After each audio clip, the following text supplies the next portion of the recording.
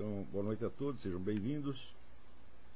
Vamos continuar aqui com essa nossa série de estudos que começaram com o tema da chamada paralaxe cognitiva, mas que naturalmente vão se ampliando, e não é de hoje que vem se ampliando, desde o início, a uma série de temas correlatos.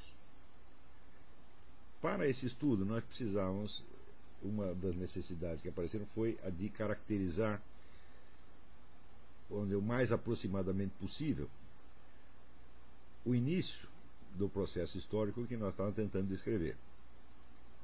Naturalmente existem muitos estudos que caracterizam a passagem da chamada Idade Média para a Idade Moderna, o início da modernidade, sob vários pontos de vista. Ponto de vista, por exemplo, da história da filosofia ou da história das ideias, caracterizando então a mutação doutrinal que houve nessas épocas. Porém, logo no início eu me vi defrontado com uma dificuldade que foi exatamente a mesma que apareceu para o Eric Voegelin quando ele estava trabalhando na história das ideias políticas. E a dificuldade é que, a rigor, não existe história das ideias. Você não pode supor que existe uma passagem direta de uma ideia para outra. Quer dizer, entre o momento em que o indivíduo denuncia uma ideia e que um outro reage a essa ideia, existe uma série de intermediações. Quer dizer, a ideia é referida, a primeira ideia é referida a um círculo de experiências ao qual um segundo indivíduo, um terceiro ou um quarto reagem de tal modo que esta resposta deles à experiência tomará também a forma de uma resposta àquela determinada ideia.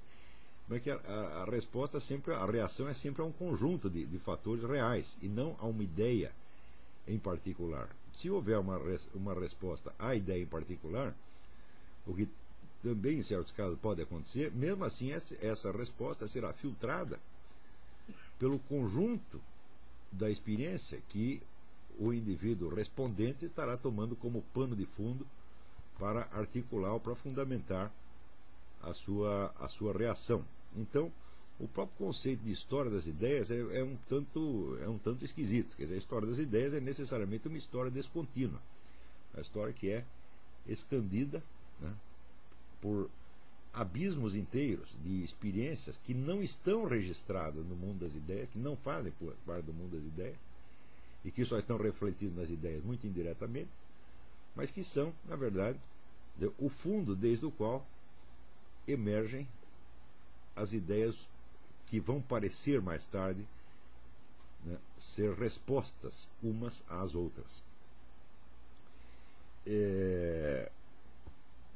No caso, o estudo da paralaxe cognitiva tinha muito a ver com os inícios do movimento revolucionário no Ocidente. Quer dizer, a mesma questão que levantava o problema da paralaxe cognitiva levantava também o das origens e da continuidade do movimento revolucionário. Que o movimento revolucionário tem uma continuidade, uma identidade própria, é algo que não precisa ser provado por mim, porque isso já é afirmado, vamos dizer, pelos próprios porta-vozes do movimento revolucionário. Desde que começa essa sucessão impressionante de mutações no panorama europeu, cada nova geração de pessoas envolvidas no movimento revolucionário se reporta aos seus antecessores. Quer dizer, eles têm a consciência de ser sucessores de algo que já vem sendo feito antes. Então, a cada geração existe, por um lado, vamos dizer, o reflexo das atitudes, das ações da geração anterior, ações e ideias da geração anterior. Por outro lado, existe uma reflexão crítica em relação a essa geração, e existe sempre uma mutação, o surgimento de uma nova perspectiva a partir da herança recebida e também da reflexão crítica exercida em cima desta herança. De modo que, aos poucos, se vai formando uma espécie de tradição revolucionária, a qual, entre os séculos XVIII e XIX já é perfeitamente autoconsciente. Quer dizer, cada revolucionário, não importando, pouco importante se ele é membro de uma corrente socialista, anarquista ou liberal, qualquer outra, está consciente de pertencer a uma tradição. Ele está continuando um movimento histórico iniciado séculos antes. É muito interessante quando você lê o livro do Dostoiévski, Os Demônios, você vê que aqueles revolucionários que ainda não são bolcheviques no sentido formal da coisa, alguns são socialistas, outros são anarquistas, eles continuamente se referem ao movimento revolucionário, em geral, só mediante a simples palavra o movimento. Tá certo? Então, o movimento era uma espécie, vamos dizer, de entidade móvel, né, cujas ações se reconheciam ao longo do tempo e que tinham um caráter unitário o suficiente para poder ser designado com um único substantivo, o movimento. Tá certo? E também tinham consciência de outra coisa. Há um ponto qualquer neste mesmo romance em que um dos personagens explica para o outro que o número de participantes do movimento vai muito além do número daqueles que são militantes ex professo, isto é, que sabem que são militantes. Quer dizer, existe uma infinidade de colaboradores informais, uns mais conscientes, outros menos conscientes, tá certo?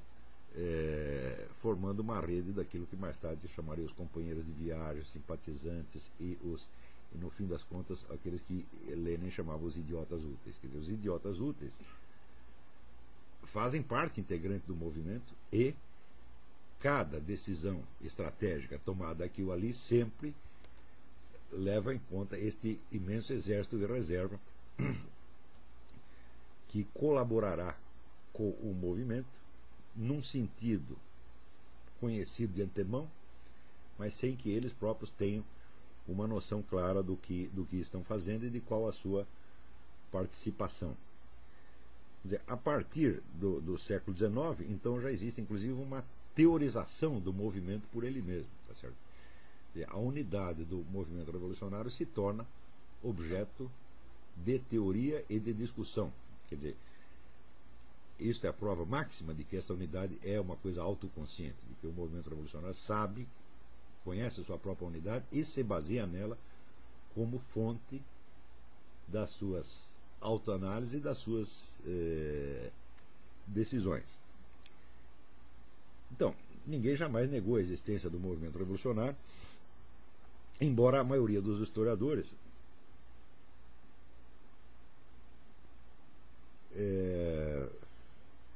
só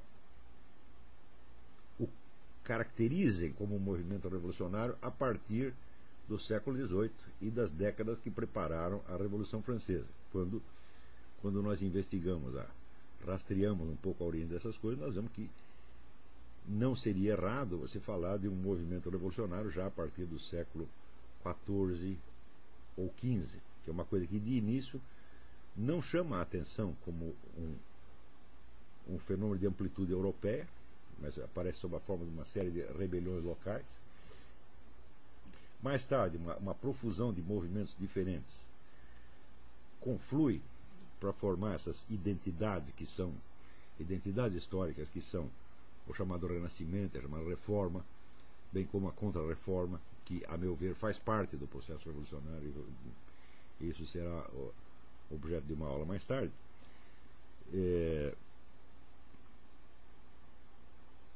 Mas a maior parte dos historiadores faz uma diferença ainda entre esses movimentos, tanto os movimentos, as rebeliões locais do século XIV, XV, XVI,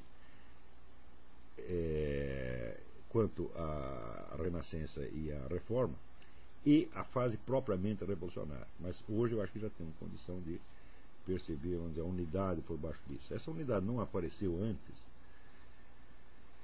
porque o assunto sempre foi tratado, seja do ponto de vista da história político-social, ou da história da filosofia, ou da história das ideias, ou da história das religiões. E eu acho que nenhuma dessas disciplinas está muito bem equipada para captar exatamente o processo que nos interessa, que é a unidade interna. Quando se fala de unidade de um processo histórico, é necessário que você capte algum fator permanente cuja presença seja identificável ao longo de todo o processo.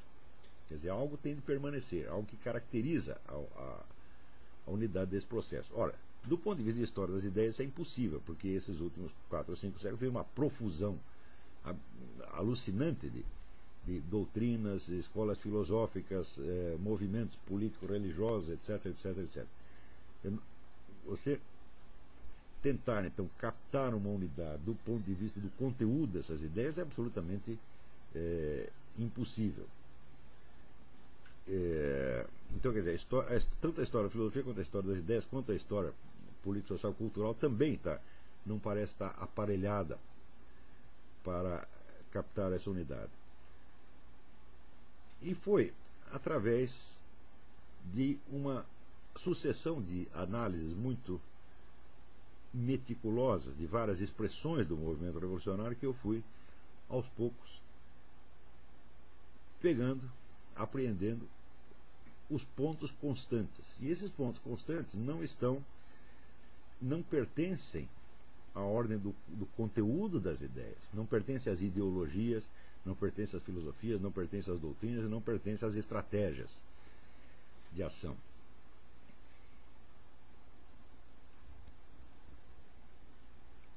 Alguns desses pontos que eu peguei vão ser expostos aqui nesta aula hoje. Mas todos eles têm a ver com uma diferença específica entre a percepção geral do mundo que se observa nos protagonistas do movimento revolucionário a partir do século XIV e XV e tudo que a humanidade conheceu, não só tudo que a humanidade conheceu anteriormente, mas também a percepção do mundo que continua vigorando entre as chamadas pessoas comuns, entre o povão. Isso quer dizer, os revolucionários percebem, existem alguns aspectos da realidade que os revolucionários, em maior ou menor grau, percebem de uma maneira diferente, não só do que a humanidade percebia antes, mas do que as pessoas comuns, não envolvidas no movimento revolucionário, continuam percebendo exatamente hoje. O primeiro desses tópicos se refere à percepção de tempo.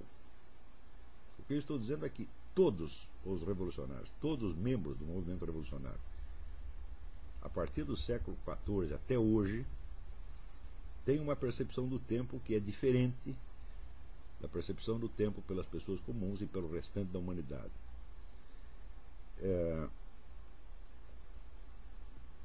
Normalmente, o ser humano percebe o tempo como um fluxo linear, no qual,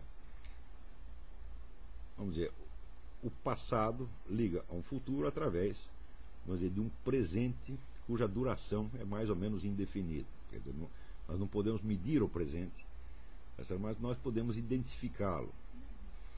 Por exemplo, nós sabemos que esta aula é a nossa situação presente. É isso, quer dizer, quando falamos presente, não estamos falando de um instante atomístico, mas de uma situação, né, cuja unidade espaço-temporal é reconhecido como aquilo que está diante de você e no qual você está envolvido no momento. Então, vamos dizer, esse momento presente, ele não é um ponto atomístico, mas ele é uma certa fração. Tá certo? Esta fração está colocada, vamos dizer, entre duas extensões ilimitadas. A extensão ilimitada do passado, que remonta até a origem dos tempos, e a extensão indefinida do futuro, tá certo? Que teoricamente se prolonga até o fim dos tempos. O fim dos tempos é uma expressão que deve vir sempre entre aspas. Já vamos ver por quê. Então, o tempo aparece sob a forma, vamos dizer, de uma linha irreversível. Não é isso? Existem em todas as línguas expressões, vamos dizer, o fugit irreparabile tempus, quer dizer, o tempo foge irreparavelmente. Né? Existe Em português existe o verso do Machado de Assis, né? Que quanto da vida Camões, que quanto da vida passa está recitando a morte, que a morte está recitando cada minuto que passa. Então o minuto que passa não é recuperável, tá certo? Só é recuperável imaginariamente, mas ele terá que ser recuperado num outro momento futuro, e já não será a sua repetição, tá certo? Mas apenas esse passado se tornará, na medida que é recordado, ele se torna apenas um fragmento de um novo momento do tempo. Essa é mais ou menos a visão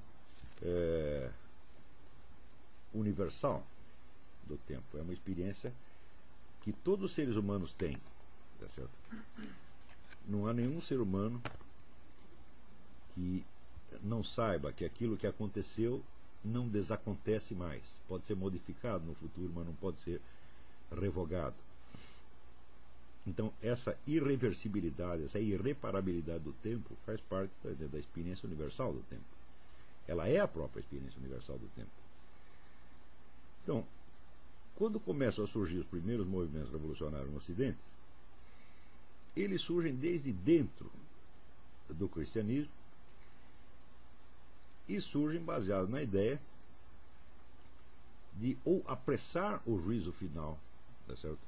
Ou efetivamente de realizá-lo, quer dizer, de punir os maus, de suprimir a injustiça, tá certo? De castigar todos os pecadores e instaurar no mundo uma ordem de justiça que teoricamente duraria indefinidamente.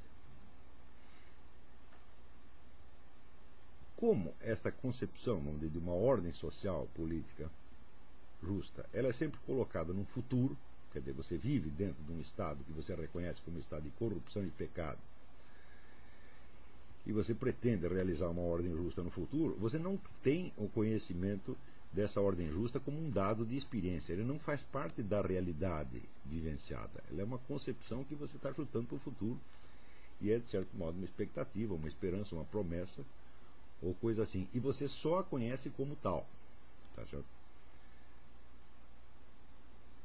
Porém, a confiabilidade dessa proposta de futuro, ela advém do fato de que ela repete, em termos humanos, em termos históricos, a promessa bíblica do Apocalipse, quer dizer, a promessa de um juízo final. Na Bíblia, o juízo final não é, de maneira alguma, um acontecimento do tempo histórico. Ele é a absorção da temporalidade inteira na eternidade. Tá certo? Absorção que, na verdade, só se dará do ponto de vista humano, porque, metafisicamente falando, na estrutura objetiva da realidade, todos os tempos estão contidos na eternidade. Quer dizer, essa é a definição da eternidade dada pelo filósofo Boécio. Quer dizer, a eternidade é a posse plena e simultânea de todos os momentos. Quer dizer, aqueles momentos que no tempo se sucedem estão todos contidos na eternidade de maneira simultânea. Mais ou menos assim, vamos fazer uma analogia precária, mas se você pegar uma partitura, tá certo, digamos, sei lá, da Quinta Sinfonia de Beethoven, todas as notas estão lá ao mesmo tempo. Quer dizer, aquela sinfonia, ela constitui uma estrutura. E essa estrutura é reconhecível de uma maneira mais ou menos matemática ou espacial, de modo simultâneo. Tá certo?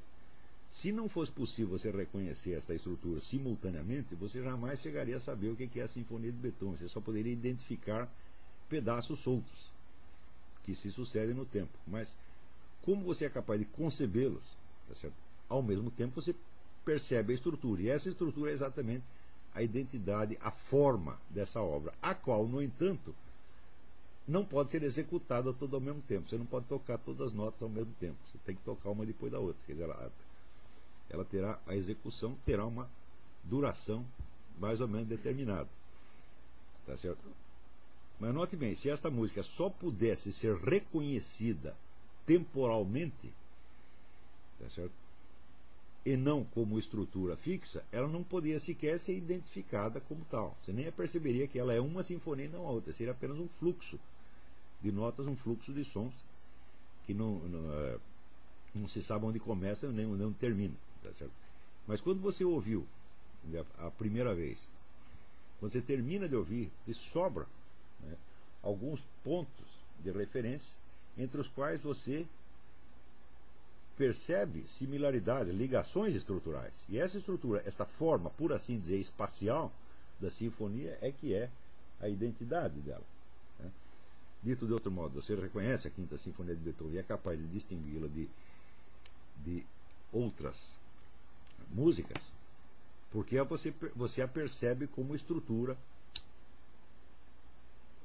permanente, que não só é independente de tempo, mas até independente de ser executada ou não. Tá certo? Não é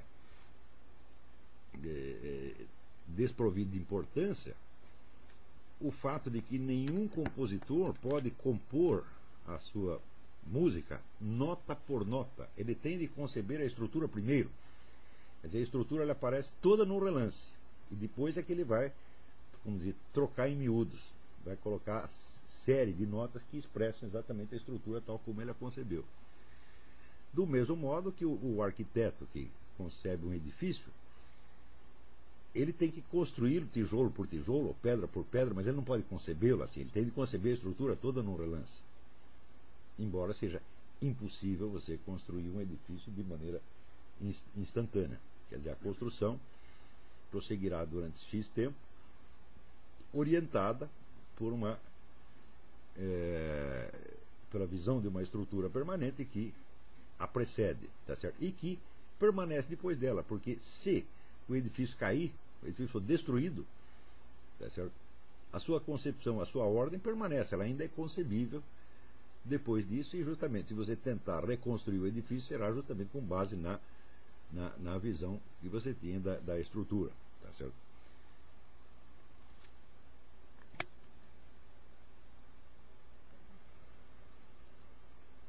Então, a eternidade, como se identifica com a infinitude, ela abrange todos os momentos do tempo pelo simples fato de que ela é a estrutura permanente do conjunto das possibilidades. A eternidade não é nada mais do que a estrutura da possibilidade universal, considerada, então, é claro, na sua simultaneidade, embora a sucessão do acontecer só possa se realizar, vamos dizer, parte por parte, quer dizer, a presença de um momento exclui a presença do outro. Quer dizer, se você está vivendo um momento presente, isso quer dizer que os momentos passados e futuros estão excluídos. Tá certo? Mas eles estão excluídos só do momento presente, eles estão incluídos na estrutura geral do acontecer. Eu não sei se isso está ficando muito claro, esse negócio que eu estou.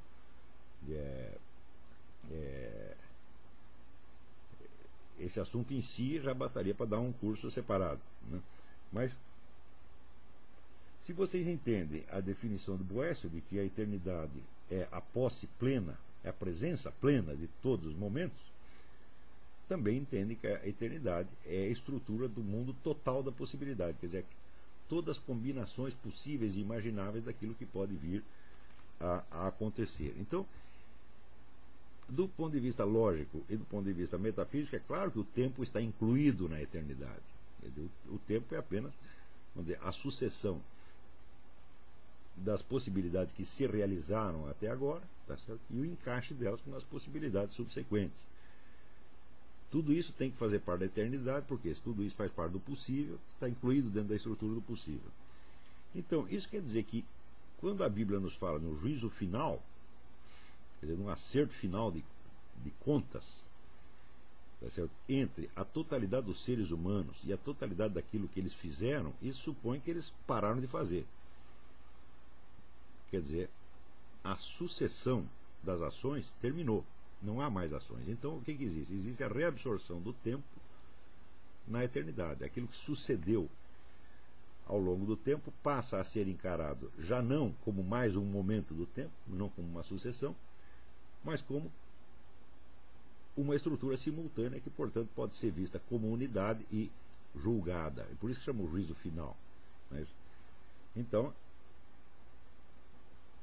é o famoso verso do Mallarmé no túmulo de Edgar Poe, tel qu'en lui-même enfant, l'éternité le change. Quer dizer, a eternidade o transforma finalmente naquilo que ele era, naquilo que ele sempre foi. Quer dizer, quando termina a sucessão dos atos e estados que compõem uma vida, você tem ali a vida inteira, a vida fechada, não há mais transformações. Tá certo? Esta vida, então, pode ser vista agora como uma ordem ou como uma estrutura permanente, que caracteriza exatamente aquela singularidade daquele indivíduo. Esse mesmo raciocínio, analogicamente, nós podemos fazer para a totalidade da espécie humana e para a totalidade do universo. Isso quer dizer que a ordem dos tempos jamais esteve fora da eternidade, ela está contida na eternidade. Tá certo? Ela não passa, vamos dizer, de uma modalidade de manifestação das possibilidades que estão contidas na eternidade. Então, isso tudo para enfatizar que o juízo final não é visto de maneira alguma na Bíblia como um acontecimento do tempo, tá certo? Mas como uma espécie de supra-acontecimento, como a absorção do conjunto do acontecer na estrutura eterna que o precede e que o possibilita. Quando, entre os séculos XIV e XV, começam a aparecer movimentos heréticos revolucionários no Ocidente, a ideia deles é instaurar o reino de justiça. Tá certo? Isso significa que, por um lado, eles se arrogam a função do Cristo vingador. Quer dizer, você não vai ter que esperar o fim dos tempos, tá certo? E a reabsorção do tempo na eternidade para premiar os bons e castigar os maus. Você vai fazê-lo dentro da própria história. Quer dizer, o juízo final se torna um capítulo do tempo. Tá certo? Ele já não é mais algo que se passa na eternidade, mas ele é um acontecimento. Segundo, este acontecimento será provocado por meio da ação humana, da ação organizada, especialmente da ação política, militar, cultural. Tá certo? Mas, ao mesmo tempo, este momento do tempo futuro que você espera vai trazer o reino da justiça, ele aparece aos olhos dos seus agentes e protagonistas como se fosse, vamos dizer, o ponto de desembocadura natural do tempo. Quer dizer, toda a sucessão histórica está levando para aquele momento. Quer dizer, aquele momento será, vamos dizer, a perfeição dos tempos, ou seja, a completação dos tempos, e será, ao mesmo tempo, a aquisição de um estado de perfeição moral e psicológica pela humanidade. Então, este momento do tempo futuro, ele se torna, para os agentes que querem trazê-lo, ele se torna um momento diferente dos outros, porque todos os momentos anteriores são apenas um transcurso, quer dizer, uma longa história, tá certo? De erros, sofrimentos, pecados, etc, etc, etc, tudo isso devendo confluir no reino final da justiça. Ou seja, o advento desse reino, embora seja visto como um acontecimento dentro do tempo e não como uma passagem à eternidade, ele é um momento, ele é um tempo diferente dos outros, qualitativamente diferente, porque ele já não é mais um simples transcurso. Tá certo? Ele tem, aos olhos desses agentes, uma estabilidade, uma permanência, como diz na Bíblia, seu reino não terá fim. Então o reino de justiça que será trazido por esses indivíduos, por esses agentes do movimento revolucionário, também não terá fim. Tá certo? Não que o tempo vai parar, tá certo? Mas, na verdade, é impossível descrever a estrutura do tempo futuro tal como os revolucionários a concebem, mas, de modo geral, eles a concebem como um estado de justiça e de perfeição, tá certo? Que, embora continue existindo no tempo, já não é mais uma temporalidade em aberto como a anterior, mas é uma temporalidade, vamos dizer, onde o curso das coisas está pré-determinado, está pré-definido pela sua própria perfeição. Quer dizer, criamos aqui o reino de justiça e agora as coisas só vão acontecer dentro da norma admitida no reino da justiça. Não haverá mais aquela incerteza, aqueles desvarios, aqueles pecados, aquela loucura toda da história anterior. Tá certo? Então, seria uma passagem do tempo a um outro nível de existência. Tá certo? O gênero literário chamado utopia mostra exatamente isto. Quer dizer, quando você descreve aquelas sociedades perfeitas, né, quando Thomas More descreve a sociedade perfeita, ou, Tommaso Campanella descreve a cidade perfeita, subentende que esta cidade é perfeita e permanecerá perfeita. Quer dizer, ela estará, de certo modo, subtraída à incerteza, né, e ao caos da história. Será, por assim dizer, uma passagem de um tempo caótico para um tempo ordenado. Tá certo? De um tempo onde muita coisa depende do acaso, para um tempo onde, de certo modo, tudo está planejado e previsto e só pode acontecer dentro de uma pauta de perfeição concebida pelos revolucionários. Note bem, este momento futuro, esta cidade perfeita, a sociedade perfeita, não é conhecida como um dado de experiência. Ninguém jamais esteve lá, nem os próprios revolucionários jamais estiveram lá. Mas eles a concebem como o resultado final da história e atribuem a essa ideia a mesma certeza que a Bíblia atribui ao Apocalipse, ao juízo final.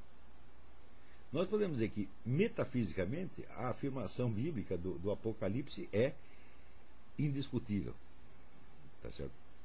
Por quê? Como a passagem do tempo à eternidade é inevitável pelo fato de que o tempo não existe por si mesmo, ele só existe dentro da eternidade, ele só existe dentro da estrutura da possibilidade universal. Então ele está cercado por ela e ele não pode fugir dela. Tá certo? Então, nesse sentido, o Apocalipse, tal como visto na Bíblia, é até inevitável. Porém, o Apocalipse, tal como visto pelo movimento revolucionário, não é a passagem do tempo à eternidade, mas é um momento do tempo, é uma mudança de nível do próprio tempo. Tá certo?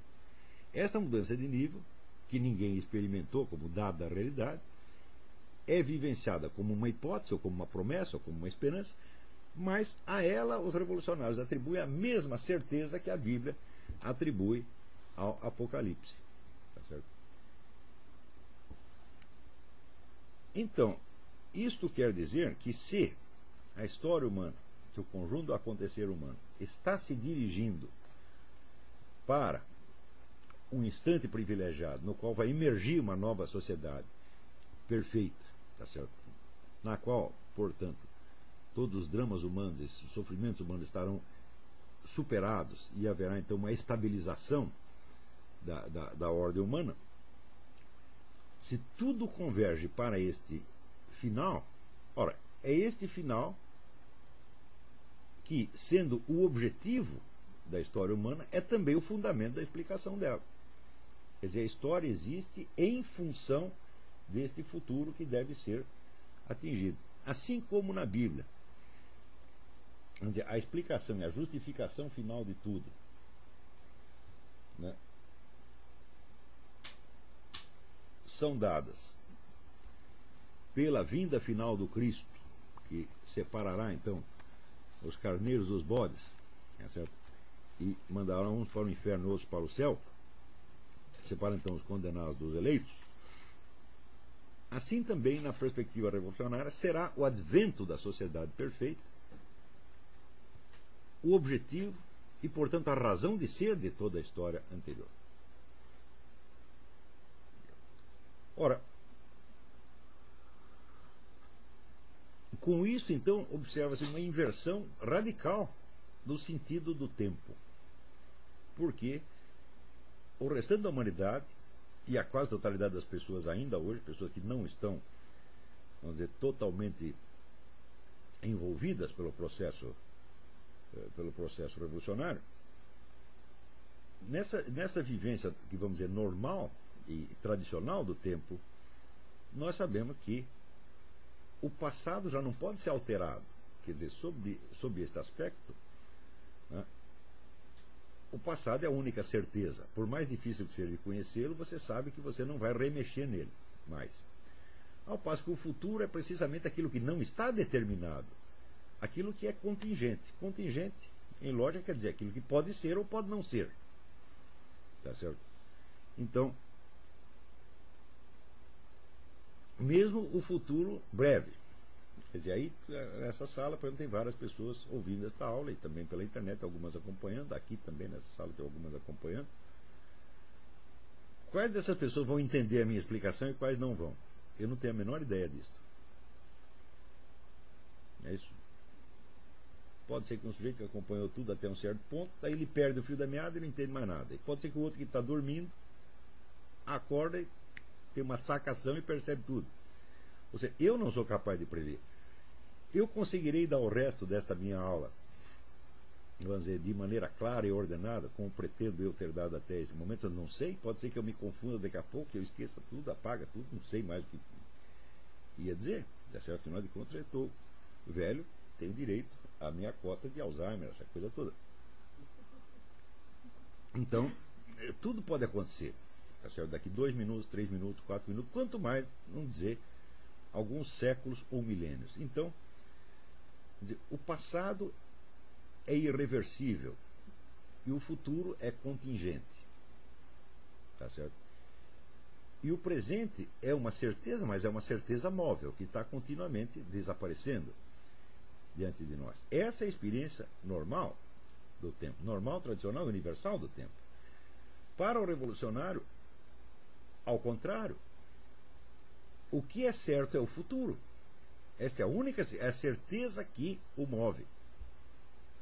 Agora, o sentido de tudo o que aconteceu e de tudo o que está acontecendo passa a depender desse futuro.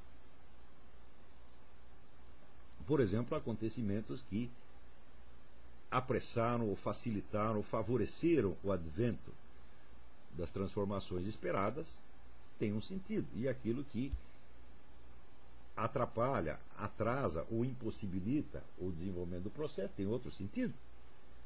Como é que nós vamos saber de antemão se tais ou quais coisas favoreceram ou desfavoreceram o advento da sociedade perfeita? Se a sociedade perfeita, na verdade, é apenas uma hipótese. Nós não sabemos, mas logo em seguida, conforme os movimentos do grupo revolucionário tenham sido facilitados ou dificultados por aquilo, aquele acontecimento então adquirirá retroativamente um sentido X ou Y em função do papel que se imagina que ele tem na produção deste futuro esperado. Tá certo? Portanto, a única certeza passa a ser o futuro, o advento do reino de justiça. E esta passa a ser, vamos dizer, portanto, a premissa, o critério fundamental de julgamento de tudo que se passou anteriormente. Isso quer dizer que o sentido dos acontecimentos passados se torna completamente imóvel. Conforme o avanço do processo revolucionário, acontecimentos que foram julgados negativos podem se tornar positivos e vice-versa. Tá certo? Quer dizer, o sentido daquilo que aconteceu se torna móvel, porque a cada momento o avanço do processo revolucionário lhe confere novos e novos e novos significados. Estão compreendendo? Então eu vou lhes dar um exemplo característico. Quando Dostoiévski escreveu Crime e Castigo, Os Demônios, etc., etc., o objetivo dele era bastante claro. Era denunciar, nos termos mais veementes possíveis, a malignidade intrínseca do movimento revolucionário. Dostoiévski, após um breve namoro com o movimento revolucionário na juventude, ele participa lá do movimento político, é preso e na cadeia onde ele está só se permite que lê a Bíblia. Ele leu a Bíblia inteira e se converteu ao cristianismo. E na hora que ele se converteu ao cristianismo, ele percebeu o horror do movimento revolucionário. Então ele escreve toda a obra dele para mostrar realmente que os revolucionários são pessoas malucas, são pessoas perigosas, são um flagelo da humanidade. Então, evidentemente, o sentido desta obra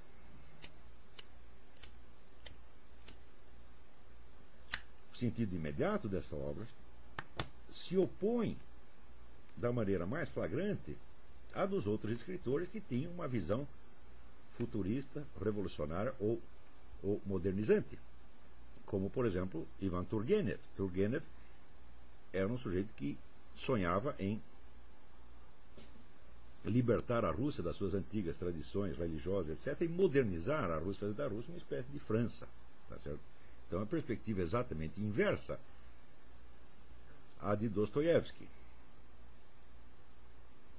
Do mesmo modo, Leon Tolstói, que tinha sempre a visão, vamos dizer, de uma utopia futura, ele era um revolucionário nesse sentido, né? Então Dostoiévski seria o anti-Turgenev ou anti-Tolstói.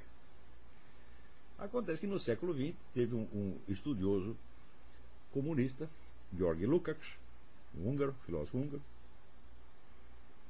que, examinando a obra de Dostoiévski, estabelece ali uma série de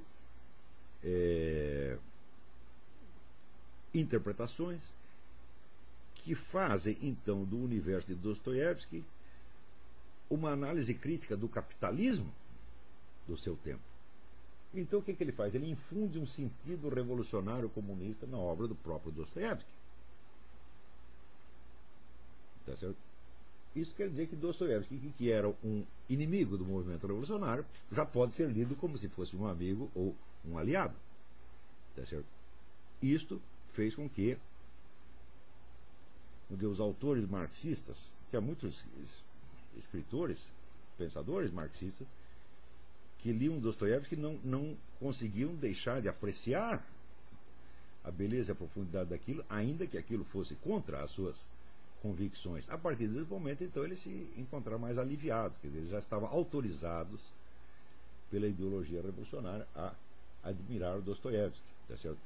Mais ou menos a mesma coisa que Karl Marx, Lukács fez com Dostoiévski, mais ou menos a mesma coisa que Karl Marx tinha feito com Balzac. Balzac também era outro conservador, reacionário, mas Karl Marx dá lá uma maquiada na interpretação de Balzac e mostra que a visão que Balzac tem do capitalismo coincide com a dele. Na verdade, ao contrário, foi ele que copiou de Balzac, né? Só que Balzac dava um sentido conservador às suas análises e Karl Marx faz a mesma coisa, dando um sentido revolucionário. Então, Karl Marx também faz uma maquiagem ali no Balzac, de modo que o Balzac, em vez de ser um adversário do movimento revolucionário, se torna um dos seus aliados ou companheiros de viagem, sem ter a menor ideia de que isso está acontecendo.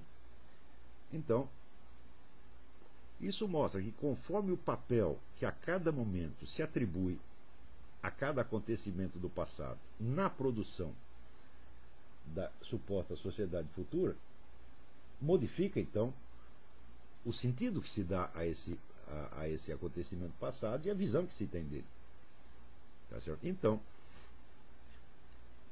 a ordem natural do tempo que vai, vamos dizer, do passado consolidado e imutável para o futuro contingente se inverte.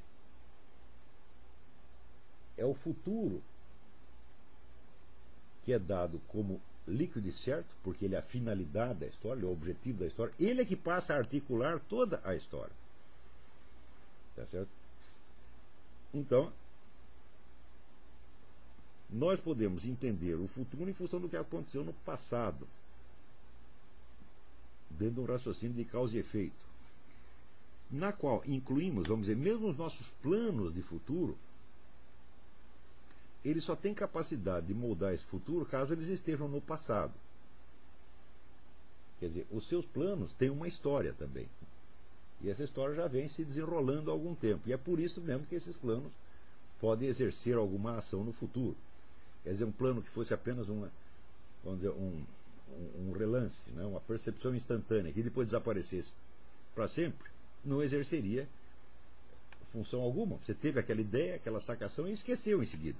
Aquilo desapareceu. Então, mesmo os planos de futuro, para eles poderem exercer alguma influência no futuro, eles têm que já estar eles têm que ter um passado já. Por isso, eu digo isso para enfatizar como a noção normal do tempo é de encarar o futuro em função do passado. Mesmo porque os seus planos de futuro fazem parte do seu presente e já tem atrás deles um passado. Quer dizer, se você tem um projeto, você sabe quando você teve esse projeto, há quanto tempo você o está alimentando, tá certo? Mas você não sabe se vai conseguir realizá-lo ou não no futuro, porque o futuro é contingente. Contingente é aquilo que pode ser ou pode não ser. Mas mesmo a história do seu plano, tá certo? Como ela já transcorreu, ela já é imutável. Porque se você teve uma ideia quando você tinha 15 anos de idade, você não pode mudar isso. Você não pode fazer com que essa ideia tenha aparecido aos 7, ou aos 5, ou aos 93. Você teve a ideia naquele dia e não pode dester essa ideia. Você não pode anular aquele passado. Ou seja, mesmo os planos de futuro têm a sua história passada e essa história não é mutável. ela pode ser esquecida, ela pode ser distorcida, tá certo? E ela pode, até certo ponto, ser reinterpretada conforme você vai amadurecendo, tá certo? Mas isso não vai mudá-la substancialmente. Agora, na perspectiva revolucionária, todo o passado está se encaminhando a um futuro hipotético. Aí tem uma pergunta aqui.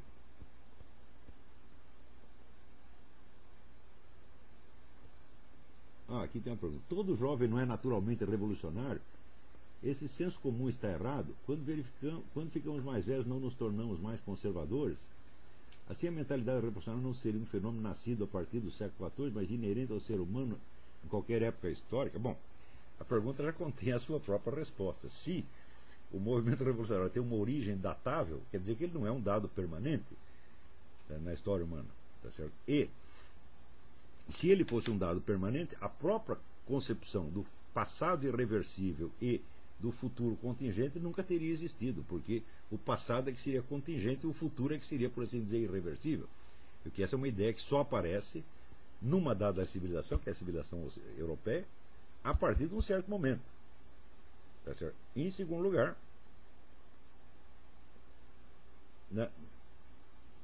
não me parece, de maneira alguma, que os líderes e os condutores do movimento revolucionário sejam jovens. Isso é absolutamente impossível. São velhos que concebem isso. Tá certo? Pelo menos são homens maduros. E se você pegar a atividade de Lenin quando ele tinha 20 anos, é irrelevante, mas aos 40 ela se tornou importante. Tá certo? E Stalin também. Né? E Mao Tse-tung. Né? E quanto mais velhos ficam, mais poderosos se tornam. Tá certo? Então, eu acho que a idade biológica, vamos dizer, a analogia entre juventude e mentalidade revolucionária é ela própria um elemento da mentalidade revolucionária. Ela é um dado do discurso revolucionário, é uma falsa analogia biológica. Tá certo? Se as massas de militantes revolucionários são colhidas principalmente entre os jovens, tá certo? É justamente porque os velhos precisam deles. Eles não podem agir por si mesmos, eles precisam de uma massa de manobra e, evidentemente, os jovens, pela sua própria inexperiência em cultura, são os mais fáceis de você ludibriar e manipular, mas os jovens não são o fator ativo do processo. Eles são apenas um instrumento, sempre são um instrumento. Tá certo?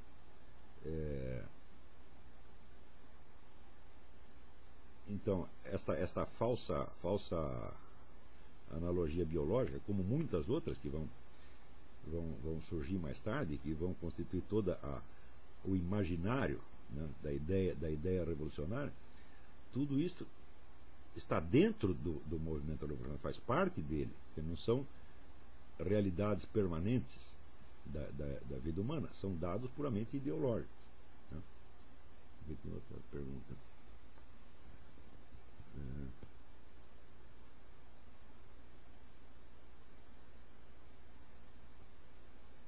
Eu faço uma pergunta que o sentido contrário da anterior.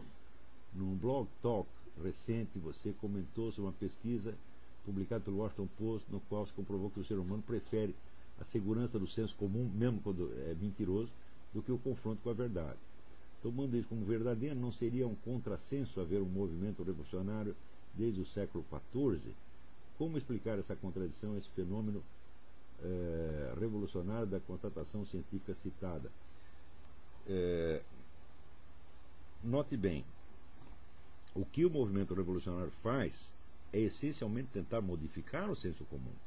Quer dizer, aquele estado de espírito que é compartilhado por revolucionários é transmitido ao conjunto da sociedade através dos meios culturais. Tá certo? E, naturalmente, à medida que ele vai conquistando círculos cada vez maiores de participantes conscientes ou inconscientes, ele mesmo se torna o senso comum. Quer dizer, o senso comum de hoje em dia, como se vê pela própria pergunta anterior, ele é fortemente determinado pelas ideologias revolucionárias. Agora, é importante entender que eu estou afirmando taxativamente que a unidade do movimento revolucionário não pode ser apreendida ao nível dos discursos ideológicos, ou das estratégias, ou das propostas políticas concretas. Ele tem de ser apreendido no nível de uma estrutura de percepção permanente que permanece estável ao longo de toda a história do movimento revolucionário e que, de certo modo, o define, e que por isso mesmo é o padrão da sua unidade. Então, essa estrutura ela é marcada por uma série de diferenças específicas. A primeira diferença é esta mutação na percepção do tempo. Então você vai ver que a tendência de explicar o passado em função de um futuro hipotético dado como certeza ou como premissa, que entre o século XIV e XV é uma novidade absoluta, tá certo? Começa a se tornar uma coisa cada vez mais comum. A própria ideia geral do progresso, que não implica um ponto de chegada determinado, é isso. Quer dizer, a pessoa supõe que amanhã vai estar melhor do que hoje. E esta suposição orienta a visão que ela tem do passado, quando na verdade ela não sabe. Por exemplo, é muito comum você ver hoje, impregnada na cultura, a ideia de que a famosa ideia expressa pelo Benedetto Croce, que é uma ideia errada, a meu ver, de que a história é a história da liberdade, de que a liberdade das pessoas vai crescendo com o tempo, de que esse processo, por exemplo, de expansão dos direitos humanos, etc., vai ampliando a liberdade das pessoas. Eu digo, olha, isso é assim se você olhar só do ponto de vista jurídico. Mas se você olhar não só do ponto de vista da mutação jurídica existente, isso é, dos novos direitos que surgiram, mas se você olhar do ponto de vista da distribuição efetiva do poder e dos meios de ação à disposição de quem tem o poder, ao contrário, a liberdade se restringiu muito. Quer dizer, o Estado moderno, por exemplo, ele tem meios de controlar a vida do cidadão para muito além daquilo que os tiranos da antiguidade poderiam sequer imaginar. Por exemplo, o controle da sua vida privada. O que você pode dar para o seu filho comer, o que não pode, o que você pode falar, o que você não pode, né?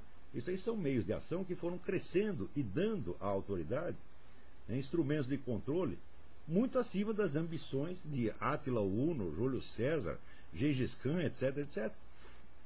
Então, nesse sentido, a história é a história da tirania e não a história da liberdade. Não é isso? Então, a ideia da história como história da liberdade é baseada na ideia de um futuro hipotético, futuro de tipo liberal, como concebia Croce, tá certo? Que terá, então, que sendo o objetivo da história, é ao mesmo tempo o fundamento de toda a sua explicação.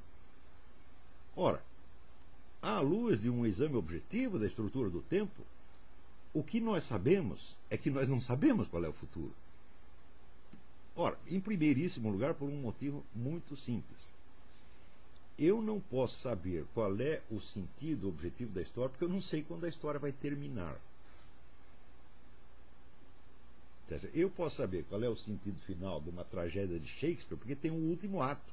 E nesse último ato tem uma resolução. Não é isso? E você sabe mais ou menos qual é a duração da peça. Agora, a história humana, quem sabe como vai terminar? Quando vai terminar? Ninguém sabe quando vai terminar. E se você não sabe quando será o fim, não tem sentido você querer distinguir o que foi meio e o que foi objetivo. Tudo aquilo que é tido como objetivo de um certo movimento histórico se torna meio para o movimento histórico seguinte. Está entendendo? Então, não há, por assim dizer, começo, meio e fim. O fim é uma mera hipótese e você não sabe quando ele vem. Portanto, você não sabe se o que acontece no mês que vem será o fim da história ou será mais um capítulo da história. De uma história que terá, então, um outro fim mais adiante. O qual fim, quando chegar, também talvez não seja fim e seja mais uma continuação. Então, a ideia de uma estrutura do tempo voltada à consecução de um objetivo pré-determinado é uma noção falseada na base. Nós sabemos apenas que a história continua. Este é um dado permanente da condição humana. Você está vivendo uma história que você não sabe quando termina. Você não sabe nem quando termina a sua vida pessoal. Quanto mais a vida da espécie humana. A estrutura do tempo é, quando voltado para o futuro, uma estrutura em aberto, não é uma estrutura fechada. E se está em aberto, não pode haver um sentido da história. Está entendendo? Quer dizer, aquilo que, por exemplo, para uma geração foi o sentido dos seus esforços, É isso? Vamos supor que tenha sido realizado. Na geração seguinte, aquilo já não é o sentido, aquilo já é o estado de coisa que está sendo vivido por eles. E que eles, inclusive, podem julgar negativamente. Quer dizer, tudo aquilo que para a geração anterior constitui as mais belas esperanças, para eles é uma bela porcaria, porque eles estão dentro dela. E aquilo é simplesmente um estado de coisa, estado de fato. Tá certo? Mas, quando nós fazemos esta analogia, vamos dizer, do movimento revolucionário com a juventude, nós estamos caindo na mesma esparrela. A analogia biológica da história é falsa por quê? Porque a vida biológica humana tem uma duração predeterminada. Tem uma duração média predeterminada. Não é isso? E uma sucessão de fases que não são intercambiáveis. Você não pode ter a sua adolescência antes da infância. Tá certo? Você não pode ter a sua velhice antes da sua maturidade. Tá certo? Muito bem, pode ter a sua decrepitude, tá certo? Antes da infância, adolescência, maturidade, etc, etc. A não ser que você seja o Lula. Tá certo? Então, mas esse é um fenômeno supra-histórico. Então, isso quer dizer que nós podemos encarar a vida humana como um desenvolvimento em direção a uma certa realização que deveria ser conquistada assim, entre a maturidade e a velhice, tá certo? Porque nós sabemos que existe uma duração predeterminada, possível, duração máxima possível, mas na história nós não temos a menor ideia disso. A história é um processo em aberto. Então você até falar de sentido da história, tá certo? Não faz sentido.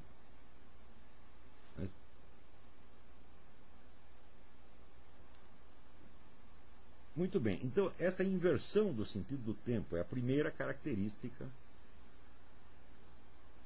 estrutural do movimento revolucionário.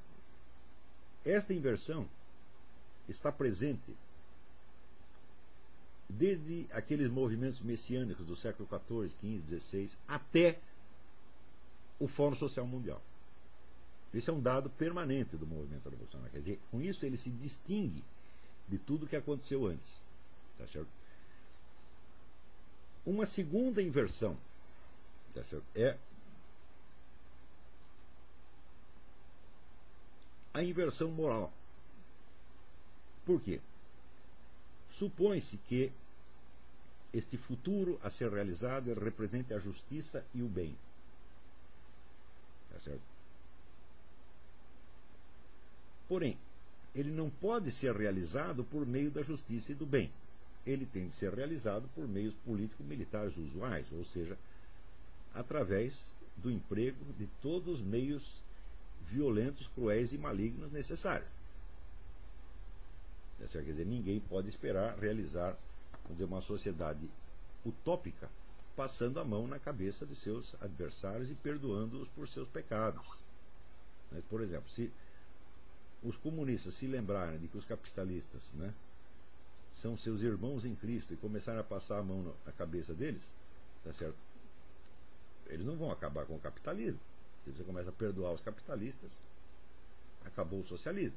Então, é necessário puni-los. E para puni-los é necessário matá-los, porque se você pune uma vez só, eles reincidem. Então é preciso acabar com eles. Então, a ideia de realizar o bem futuro, tá certo? A partir de uma imersão profunda no mal, que levado a um extremo transfigurará a situação e se transformará em bem no futuro, é uma ideia também inerente à estrutura do movimento revolucionário. Só que isso acaba tendo consequências muito mais profundas do que se imaginava à primeira vista. Por quê? O bem que se imagina no futuro é definido segundo um critério moral herdado das tradições religiosas, do cristianismo. Então, vamos dizer, seria um mundo em que os 10 mandamentos se tornassem, vamos dizer, prática usual. Quer dizer, ninguém rouba, ninguém toma a mulher do próximo, tá certo? Ninguém faz falso testemunho, ninguém explora os órfãos e as viúvas, etc, etc. Quer dizer, este mundo de justiça, suposto mundo de justiça futuro, é concebido segundo uma pauta bíblica. Tá certo? Ou seja, a sociedade perfeita ela existe para realizar aquele ideal de justiça, de amor ao próximo, etc., que está na Bíblia. Tá certo? Porém, ele não vai ser realizado através desses meios, ele vai ser realizado através da guerra, da violência, da crueldade, da ditadura, etc, etc, etc. Então acontece que a humanidade fica aí dividida em duas pessoas. As pessoas, os habitantes do futuro, que viverão num mundo de justiça, amor, caridade, etc, etc, e que praticarão usualmente essas virtudes porque elas estarão disseminadas no meio social. Todo mundo vai ser bom. Não é isso? E as pessoas que no presente, vivendo dentro do mundo ainda corrompido e maligno, estão lutando para criar o mundo futuro. Essas pessoas são os revolucionários. Tá certo? Ora, acontece que as pessoas do futuro, elas serão meras beneficiárias passivas do advento de um mundo que elas não ajudaram a criar. Esse futuro será obra dos revolucionários. Então, os revolucionários, naturalmente, os revolucionários de todas as gerações sempre se consideraram melhores do que os outros seres humanos. É o que dizia Che Guevara: nós somos o primeiro escalão da espécie humana. Quer dizer, dentro da literatura revolucionária existe uma imensa bibliografia de autoglorificação do revolucionário como um tipo superior. E particularmente Che Guevara escreveu páginas eloquentes, né, de autoglorificação, no fim das contas. Né? Ora, se os revolucionários são tipos superiores, eles são ainda mais superiores àquelas pessoas que se beneficiarão dos atos deles. Ou seja, o revolucionário é aquele que sacrifica a si e aos outros para criar um mundo melhor. Ele faz isso através da crueldade, da violência, do roubo, da mentira e do que for necessário. Tá certo?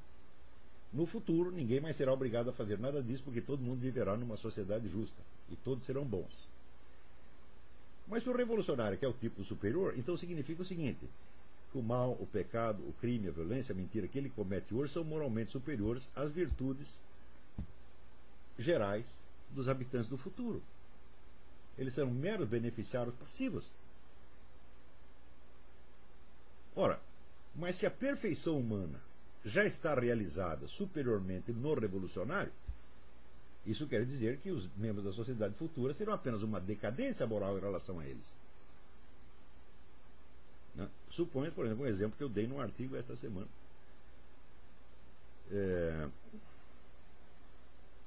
Mao Tse Tung, por exemplo, é célebre, e na sua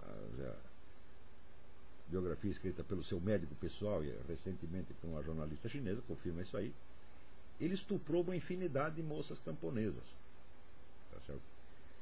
E ao mesmo tempo, é claro, ele estava muito revoltado contra os senhores de terra que abusavam das suas, né, das camponesas. Então, mesmo que dizer, ele estuprou um monte de camponesas para que no futuro os senhores de terra não fizessem mais isso. Ele, que era chamado o grande timoneiro, era o sujeito que ia levar a China, vamos dizer, a uma nova ordem agrária, justa e paradisíaca. Tá certo? Mas, para isso, ele estuprou lá um monte de mulheres camponesas, ele fez uma guerra do ópio voltada contra o seu próprio povo, viciando províncias inteiras para poder vender ópio e ganhar dinheiro, fazer a revolução. Né? E, no fim das contas, matou 60 milhões de chineses. E o sujeito, porque fez isso, ele é moralmente superior àqueles que não farão nada disso no futuro, porque viveram numa sociedade justa. Isso quer dizer que a moral revolucionária ela é invertida na sua base. Ela coloca o mal no topo, desde que praticado pelo revolucionário. E todas as virtudes, seja das pessoas presentes ou do futuro, estão colocadas abaixo do mal e do pecado quando praticado pelo revolucionário.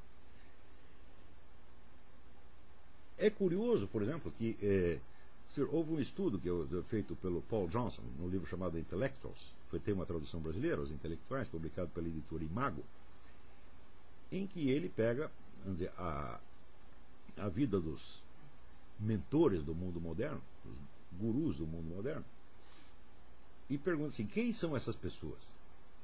Né? Qual é, vamos dizer, a autoridade moral com que eles se apresentam como guias da humanidade? E acaba vendo lá que havia lá uma multidão de estupradores, pedófilos, ladrões, vigaristas, assassinos, e assim por diante. Quer dizer, é uma história horrível, simplesmente horrível. Não é isso? Quer dizer, você não tem, vamos dizer, uma pessoa que fosse, não digo boa, mas que fosse pelo menos normal e medíocre, no sentido de moralmente medíocre. Não, eram todos excepcionalmente maus. Maus, mentirosos, falsos, tá certo? Não dessas pequenas falsidades que todos nós fazemos no dia a dia, esses pequenos pecadinhos, mas coisas assim verdadeiramente notáveis. Como, por exemplo, todos nós sabemos que Karl Marx teve um filho com a empregada. Bom, isso aí pode acontecer a qualquer um. Tá certo? O sujeito lá num momento de fraqueza foi lá, pum, traçou a empregada. Só que Karl Marx teve uma diferença. Ele jamais aceitou tratar humanamente o filho que ele gerou na empregada. Ele nunca aceitou esse filho à sua mesa da família. O filho comia no porão. Nem entrava, ele nem via. Não podia conviver com os seus irmãos. Tá certo? Quer dizer, tratou o sujeito como um cachorro. Então isso significa o seguinte: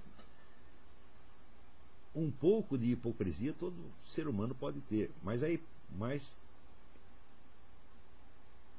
esta, vamos dizer, esta duplicidade contínua, tá certo, que condena a uma vida inumana o seu próprio filho só para manter uma imagem, isso aí já é um grau superior de maldade. Não é isso? E nota-se que essa empregada ainda assim continuou fiel à família Marx até o fim. Ela foi excepcionalmente boa para a família, tá certo? E em resultado ela só obteve este tratamento inumano dado ao filho que ela havia gerado, que o patrão havia gerado nela. E assim por diante. Ora, quando saiu esse livro, inevitavelmente a resposta de muita gente foi: não, você não pode julgar as ideias das pessoas, tá certo, pela sua vida. Ou seja, o que Paul Johnson está fazendo é o que chamam um ataque ad hominem. Você, em vez de atacar as ideias, você está atacando o homem que as enunciou. Bom, se você considerar do ponto de vista puramente lógico formal, esta crítica está certa. Mas acontece o seguinte: acontece que o revolucionário como tal, ele não atua só no mundo das ideias. A revolução não é uma ideia, a revolução é um processo real. É um processo real de mutação da conduta. Então, a conduta do revolucionário é muito mais importante do que suas ideias. Não é isso? Mesmo porque esta conduta é uma interpretação que ele dá às suas ideias. Note bem, como explicaríamos então o fato de que Karl Marx, que escreveu páginas tão candentes contra os capitalistas que abusavam sexualmente das suas empregadinhas, não só fizesse ele exatamente a mesma coisa, mas fizesse um pouco pior? Tá certo? Porque, por exemplo, a história do Brasil está cheia de proprietários rurais que engravidavam um monte de escravas. Mas o que eles faziam com os filhos? Aceitavam os filhos como se fossem deles. Na verdade, essa é a origem de uma boa parte da população brasileira. Eles aceitavam o filho como membro da família, protegia o cara, às vezes dava estudo, pagava para os freios estudar no exterior. E, no fim, estes filhos, netos e bisnetos de escravos acabavam se integrando na sociedade como todo mundo. Agora, o que foi feito daquele desgraçado que Karl Marx gerou no ventre da Helene Demuth? O cara sumiu, né? Foi para lá de lixo da história. Então, como é que nós vamos explicar isso aqui?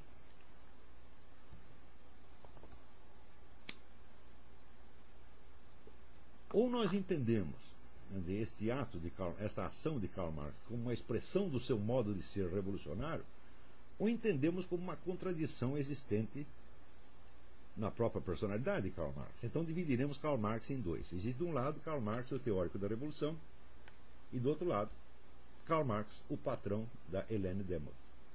E essas pessoas passam a ser duas. Enquanto patrão da Helene Demuth, Karl Marx ainda era um membro e herdeiro da burguesia, portanto ele participava da tara congênita da burguesia. Então ele entra como herdeiro e vítima de um mal burguês. Mas que ele, ao mesmo tempo, como revolucionário, estava lutando contra este mesmo mal, então, portanto, ele estava santificado pela sua luta revolucionária e absolvido, portanto, do pecado burguês de engravidar a empregada. Esse é o raciocínio que se faz, né?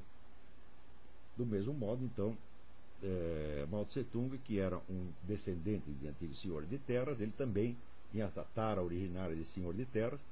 Portanto, não foi enquanto revolucionário que ele estuprou aquelas camponesas, mas sim enquanto, né, herdeiro das taras da sua classe. Tá certo? Ora, é fácil você perceber que isso é uma teoria, é uma distinção feita ex post facto e não algo que esteja na própria estrutura da realidade. Porque Karl Marx não era duas pessoas e Mao Tse Tung também não era duas pessoas. Quer dizer, o sujeito que comandava a revolução e mandava fuzilar milhões de pessoas era o mesmo que engravidava as camponesas e fazia tudo isso misturado. Tá certo? Então, a inversão moral revolucionária, ela chega ao ponto em que eu acho que uma das suas expressões mais puras é aquela declaração do Che Guevara, de que, quando perguntaram para ele por que tinha que matar tanta gente para criar uma sociedade melhor precisava matar tanta gente, ele disse, nós temos que fazer esse sacrifício.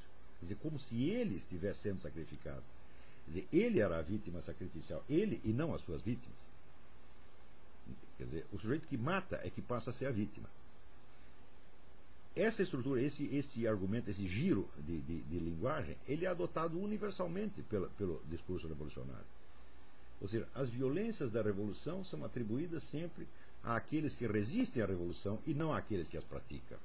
Ou seja, nós matamos você porque você está nos obrigando a matá-lo. Já que você não aceita as nossas ordens, nós temos que matá-lo. Você é mau porque você não quer o futuro maravilhoso, então nós vamos matar você. Portanto, a culpa de matar você não é minha, é sua. Tá certo? Recentemente eu voltei. Por isso você vê exemplos desse giro de linguagem toda semana, mas toda semana. Recentemente, lendo um artigo do Zé Dirceu, né, ele dizia que a culpa de os reféns das Farc estarem presos é do Álvaro Uribe, que não aceita as condições impostas pela Farc. A Farc está louca para libertar os reféns, e o Uribe é que, não aceitando as condições, não deixa libertados. Mas se ele queria libertar, por que os aprisionou em primeiro lugar? Por que eu vou aprisionar uma pessoa só para libertá-la? Então, o raciocínio é a característica de inversão revolucionária. Isso está permanente. Vamos dizer, essa estrutura está permanentemente presente em todo o discurso revolucionário ao longo de séculos. Ou seja, as culpas das nossas ações são sempre dos outros. E nós, quando matamos, quando trapaceamos, quando mentimos, etc., somos pessoas superiores. Somos o primeiro escalão da espécie humana. Portanto, somos também superiores àqueles que serão beneficiários do futuro e que poderão viver uma vida de virtudes graças aos nossos pecados. Tá certo? Automaticamente, junto com esta inversão, existe a inversão também da lógica entre verdade e erro, verdade e falsidade. Por quê? Na concepção comum da humanidade, verdade é aquilo que pode ser verificado. O que é verificado? Você tem uma ideia, você pensa que as coisas são assim ou assado, e você retorna ao mundo dos fatos, ao mundo da experiência, para verificar se foi realmente assim. É isso? Este é o critério de verdade existente em todos os domínios da ação humana. Tá certo? Quando o paralítico pede a Jesus Cristo, olha, eu não posso me curar, mas você pode, porque você é o Filho de Deus, então você me cura. Qual é o teste da veracidade da missão de Jesus Cristo? É que o paralítico saiu andando. Se o paralítico não saísse andando, ele não ia continuar acreditando que Jesus Cristo tem o poder de curá-lo. Ou seja, do mesmo modo, quando você compra um remédio para resfriado na farmácia da esquina, qual é o teste das pretensões do remédio? É se ele cura efetivamente o resfriado. Ou seja no domínio técnico-científico ou no domínio do miraculoso, o teste da verdade é o retorno ao mundo da experiência que diz sim ou diz não àquilo que você pensava. Porém, na perspectiva revolucionária, a verdade não está no mundo da experiência, porque o sentido da experiência é mutável a cada momento. Aquilo que aconteceu agora pode adquirir um novo sentido completamente diferente conforme o desenrolar do movimento revolucionário no dia seguinte. Então, o que é o critério da verdade? O critério da verdade é a revelação final do sentido inteiro do processo. A verdade só aparece no fim do processo. E a verdade o que é? A sociedade justa que o movimento revolucionário criou. Este é a única verdade. O resto são, vamos dizer, é uma mistura de verdade e falsidade, tá certo? Cujo sentido só se elucidará no fim. Isso quer dizer que as relações normais entre premissas factuais, tá certo,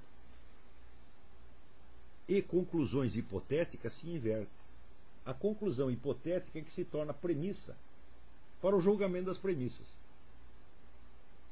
E essa é outra estrutura de pensamento que também está presente em todo o discurso revolucionário ao longo dos tempos.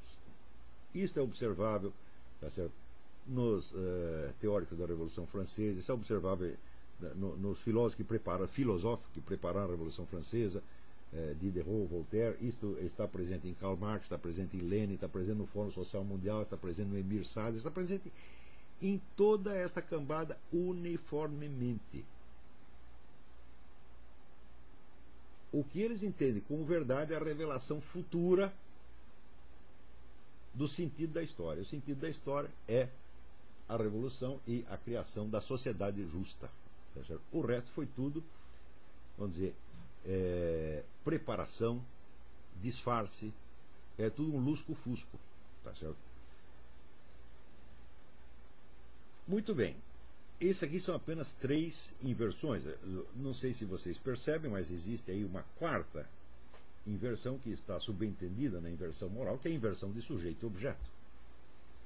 Quer dizer, se no ato de matar, né, um inimigo da revolução é o revolucionário que é a vítima sacrificial, então automaticamente a vítima, o sujeito que foi para o paredão, passa a ser o carrasco.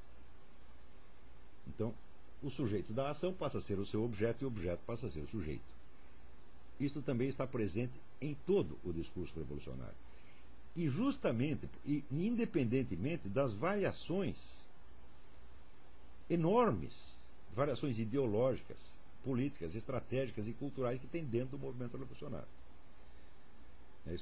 É importante ressaltar que onde quer que você veja a ideia de uma sociedade justa no futuro, justificando ações malignas no presente, ali está presente a mentalidade revolucionária. Pouco importando o conteúdo ideológico. O conteúdo ideológico apenas são variações ocasionais e locais em relação a esta estrutura constante.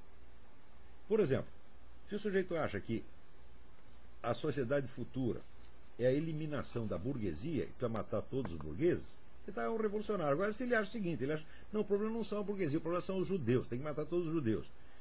Ele está fazendo exatamente a mesma coisa. O raciocínio é exatamente o mesmo. E a estrutura do argumento será também a mesma. Porque os nazistas jamais se consideraram, vamos dizer, executores ou carrascos dos judeus, se consideravam vítimas. Então, especialmente Himmler, que era o sujeito encarregado, vamos dizer, dos campos de concentração, diz que ele, cada vez que ele mandava uma leva de judeus para o campo de concentração, ele chorava, pensando assim, olha só a crueldade que esses canalhas nos obrigam a fazer. Nós podíamos passar sem isso, mas eles nos obrigam a isso.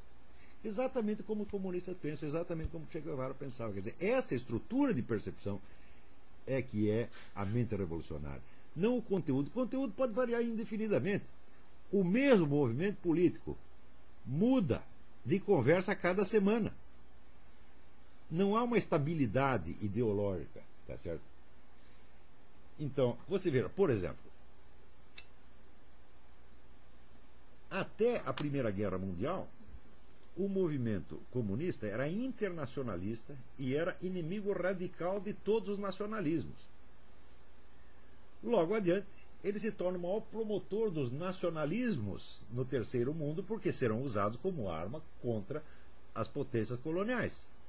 Então, no Brasil, todo o nosso nacionalismo brasileiro é tingido de doutrina esquerdista. Tudo isso veio com Stalin. Foi Stalin que mandou criar esse nacionalismo. E até hoje tem muita gente que acha que é de direita e subscreve um tipo de discurso nacionalista que foi inoculado do Brasil através do Comintern. Quer dizer, como é que um movimento pode ser antinacionalista e nacionalista ao mesmo tempo? Digo, um movimento revolucionário pode, porque o conteúdo do discurso é mutável. Está entendendo? Agora, tem pessoas que são contra o movimento revolucionário, tal como o veem no momento. Então, elas o combatem, vamos dizer, pelas suas aparências, pelo seu discurso ideológico no momento. Mas essas mesmas pessoas podem estar colaborando com o movimento revolucionário num outro plano e num outro sentido, sem sabê-lo. Desde que, para chegar aos seus objetivos, supostamente opostos, contrários aos do movimento revolucionário, ela se baseia na mesma estrutura de percepção e na mesma estrutura de pensamento. Estão compreendendo? Para vocês verem a profundidade dessa distinção,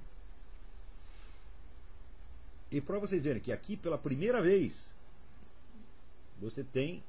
nós temos aqui nessas minhas análises a identidade e continuidade do movimento revolucionário perfeitamente definido, para além de todas as confusões entre diferenças ideológicas que desse ponto de vista se tornam irrelevantes.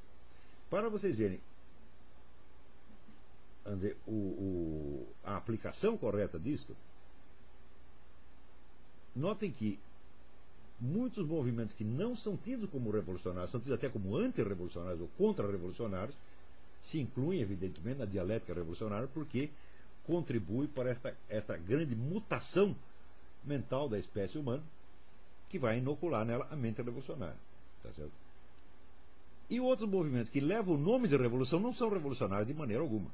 O mais característico deles é a Revolução Americana. A Revolução Americana não é um movimento revolucionário de maneira alguma. Primeiro, os primeiros revolucionários, Founding Fathers, eles tinham a ideia de uma sociedade melhor, mas em nenhum momento eles acharam que, em nome dessa sociedade melhor, eles podiam agir ao contrário dos valores que essa sociedade iria representar. Ao contrário, sempre acharam que eles próprios tinham que dar o exemplo máximo daquelas virtudes cívicas que no futuro deveriam ser espalhadas em toda a população. Em segundo lugar, a sociedade melhor que eles criavam não era, vamos dizer, uma sociedade oposta ao passado. Eles não inventaram uma sociedade nova que fosse representar, vamos dizer, uma mutação dos tempos. Ao contrário, tem aqui, vamos dizer, uma das obras mais importantes sobre a história americana, essa aqui, História Constitucional dos Estados Unidos, Andrew McLaughlin. Este é um clássico de 1936. Né? Vejam aqui.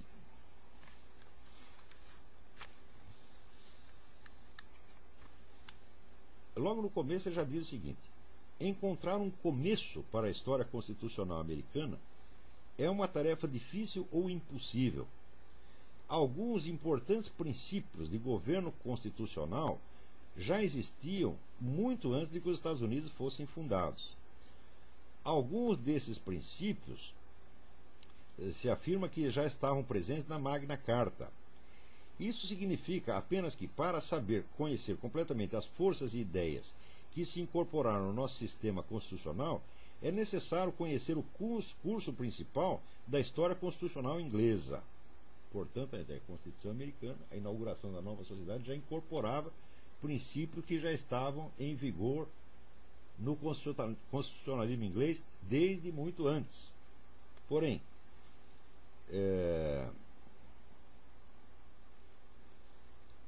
existem, só para dar um exemplo, na Constituição americana, termos e providências que só revelam o seu sentido completo quando estudados como parte da história constitucional inglesa. Como, por exemplo, o princípio do habeas corpus, o princípio do julgamento por júri, o princípio da common law e outros conceitos fundamentais da Constituição americana já estavam presentes ali, todos nos costumes jurídicos ingleses. Mais ainda, as instituições e os princípios constitucionais não foram inventados subitamente na América no século XVIII. Mesmo em anos recentes, as cortes deste país julgaram necessário examinar as leis e os princípios constitucionais da Inglaterra, que já eram muito velhos quando a Convenção Federal se reuniu na Filadélfia em 1787.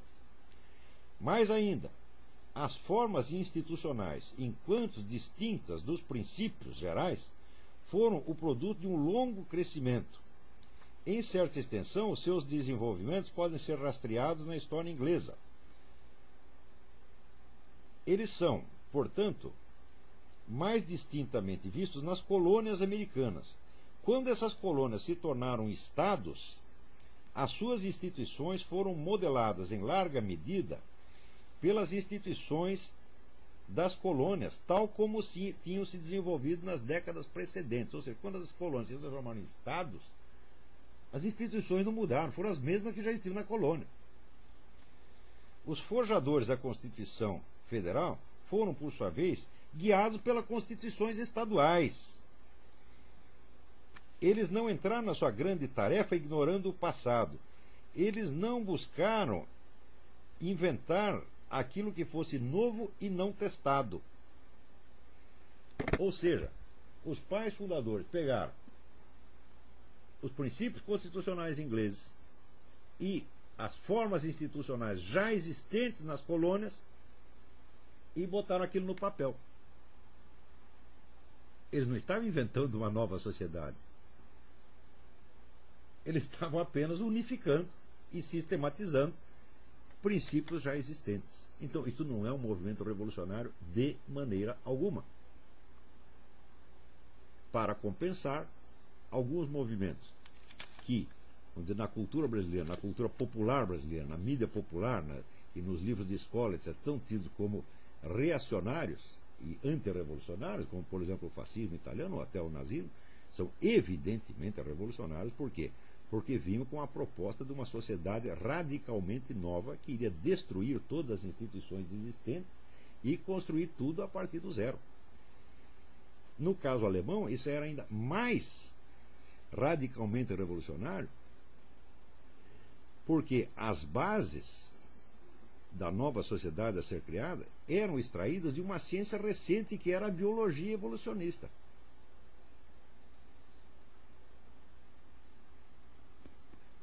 Então, faz favor para mim, pega esse livro vermelho que está embaixo dessa pilha.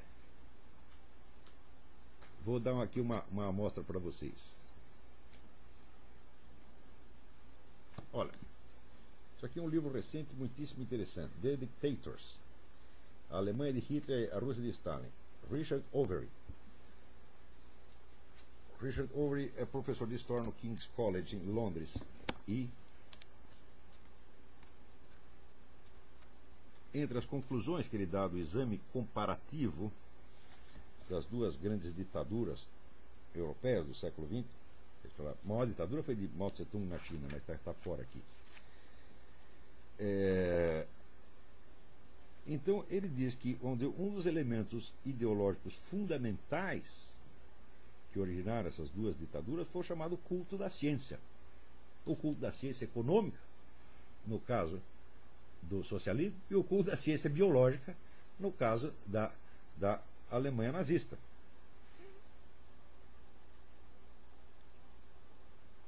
Então, as raízes científicas da ditadura alemã podem ser encontradas nas ciências biológicas.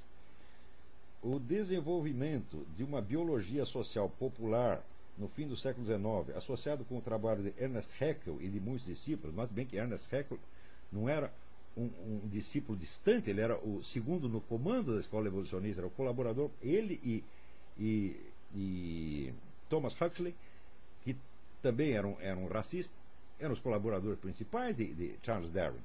E o princípio racista e o princípio da destruição das raças inferiores está afirmado claramente pelo próprio Charles Darwin. Tá certo? Portanto, a teoria evolucionista aparece mesmo como uma teoria genocida, bem de tipo nazista, desde o início. Não é que foi transformada nisso posteriormente. Né?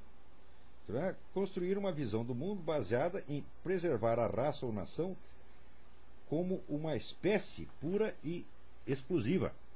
Mas, note bem que Charles Darwin, ele diz, por exemplo, que as leis modernas feitas para proteger os mais fracos, os doentes, etc., etc., são anti-humanas, porque elas contribuem para a decadência humana.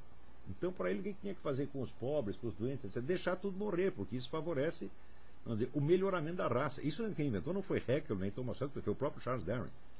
Então, isso era uma ciência, entre aspas, muito recente, e o nazismo incorpora tudo isso. Tá certo? E promete criar uma nova sociedade baseada, então, nesta biologia. Quer dizer, essa é a proposta revolucionária, 100% revolucionária. Tá certo? Note bem que ainda, vamos dizer, a afinidade, o parentesco entre o nazismo e o socialismo não vem só disto.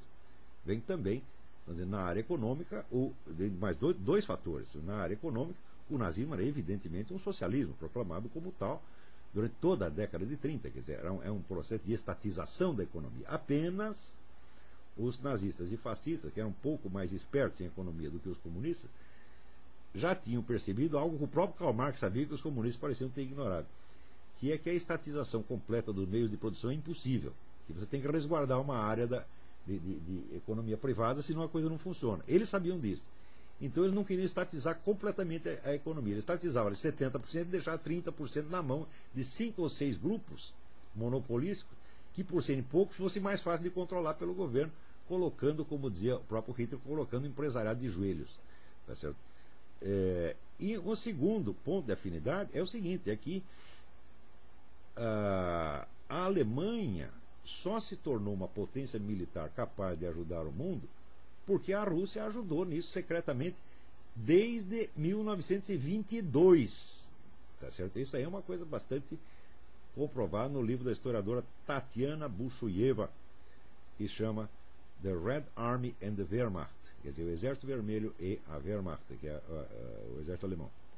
Então, desde 1922, a Rússia cedeu parte do seu território para que a Alemanha fosse se rearmando e criasse um exército, sem que o restante da Europa soubesse. Se não fosse isso, jamais teria tido Segunda Guerra Mundial. A Alemanha jamais teria podido crescer militarmente. E esta cooperação continuou e se intensificou depois da ascensão do Hitler ao poder. Por quê? Porque Stalin, que não era besta, ao contrário de tantos comunistas, ele sabia que o nazismo era um movimento revolucionário. Só que achava que era um movimento revolucionário inferior ao comunismo. Porque era baseado num improviso doutrinal e não numa teoria histórica científica, entre aspas, como o marxismo. Então ele achava que os nazistas eram capazes de derrubar a burguesia, mas não de governar em lugar dela. Então a ideia dele, literalmente foi a expressão dele, nós vamos usar o nazismo como um navio quebra-gelo da revolução. Eles vão na frente, destroem tudo, e eles ganham e nós levamos. E feito, baseado nisso, então, incentivou o militarismo alemão, o crescimento da Alemanha como potência militar, e criou a Segunda Guerra, que vamos dizer a famosa teoria do Ernest Toppich, que a Segunda Guerra foi totalmente uma criação de Stalin, planejada com muitos anos de antecedência e muitíssimo bem sucedida, com exceção de que você fazer sociedade com maluco é isso que dá. Quer dizer, o Hitler no meio do caminho ele voltou atrás e atacou a própria União Soviética. Mas isso acabou ajudando. Quer dizer, o Stalin deu a volta por cima. Este detalhe da sua estratégia que deu errado, ele acabou transformando isso em seu benefício, na medida em que aí é que ele conquistou apoio das potências ocidentais, tá certo? E acabou com isso dominando metade da Europa. Então, isso para você ver, com um movimento tido como nominalmente como revolução, que é a Revolução Americana, não é revolucionário de maneira alguma, e outro tido como contra-revolucionário, é parte integrante do movimento revolucionário.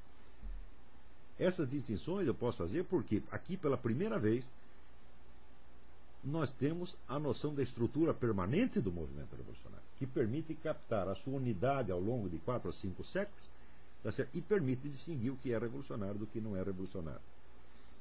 Vamos ver aqui, tem pergunta.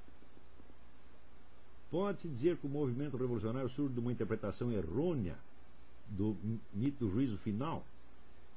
Mas sem a menor sombra de dúvida.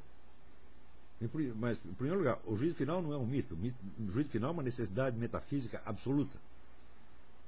Quer dizer, a sucessão temporal ela é um componente interno da estrutura da possibilidade universal.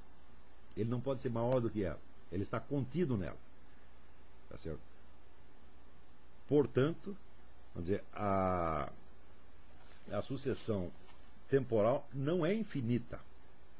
Ela é indefinida, mas não pode ser infinita. Infinito só é infinito metafísico. Então, de certo modo, a confrontação do tempo com a eternidade é uma necessidade absoluta. E isso é exatamente o que está ali na Bíblia. Então, que surge de uma interpretação errônea do mito do juízo final, sem a menor sombra de dúvida. Quer dizer, o movimento revolucionário surge no instante em que pessoas revoltadas com a corrupção, com o pecado, etc., etc., resolvem tomar nas suas mãos as atribuições de Cristo. Eles demitem o Cristo. Quer dizer, que o Cristo não precisa voltar para fazer o juízo final, porque nós já vamos fazer desde já. Esta é exatamente a ideia. Tá certo? Ou seja, o movimento revolucionário é uma heresia surgida de dentro do cristianismo. Não é outra coisa. Há alguma análise dos fundamentos mitológicos dos movimentos sociais, algo como o Paul Diel fez sobre as doenças psíquicas? É exatamente o que eu estou fazendo. Certo? Só que o método que eu estou usando não tem nada a ver com o método de análise de mitos feito pelo Paul Diel. A minha ideia foi usar um método de análise lógica do discurso e buscar as suas premissas ocultas. Ou seja, quais são, vamos dizer, as afirmações implícitas que têm que estar subentendidas para que as demais afirmações possam ser feitas em cima delas. Ou seja, eu não usei um método psicológico, usei em primeiro lugar um método de análise lógica. Quer dizer, que é de desvendamento das premissas ocultas. Então, logo como essas premissas ocultas começam a aparecer, você vê que elas são absurdas em si mesmas. E, por isso mesmo, elas podem ser objeto de uma análise não psicológica, mas psicopatológica. Esta análise, por sua vez, já estava feita de antemão por um sujeito que não tinha ideia desta unidade do movimento revolucionário, que era o psiquiatra judeu francês Joseph Gabel. Joseph Gabel, no livro La Fausse Conscience,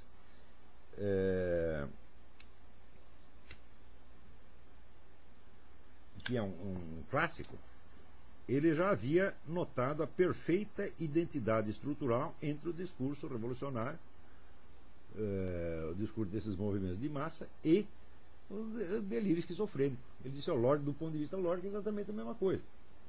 Tá certo? Quer dizer, mas ele foi pegando caso por caso. Ele não identificou a estrutura permanente. Eu digo, e essa estrutura permanente mostra que esse caráter psicopatológico do discurso revolucionário não é uma coincidência. Ele é uma necessidade intrínseca. O discurso revolucionário é psicopatológico em si mesmo e em qualquer das suas versões.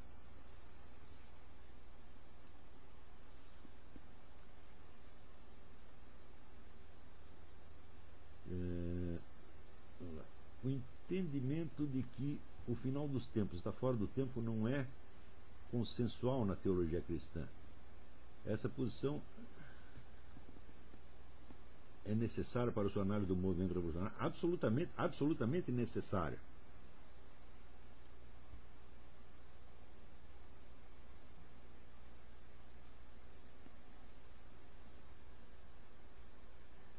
Mas, de qualquer modo, a própria expressão de o final dos tempos está fora e acima dos tempos, me parece que é uma coisa até tautológica.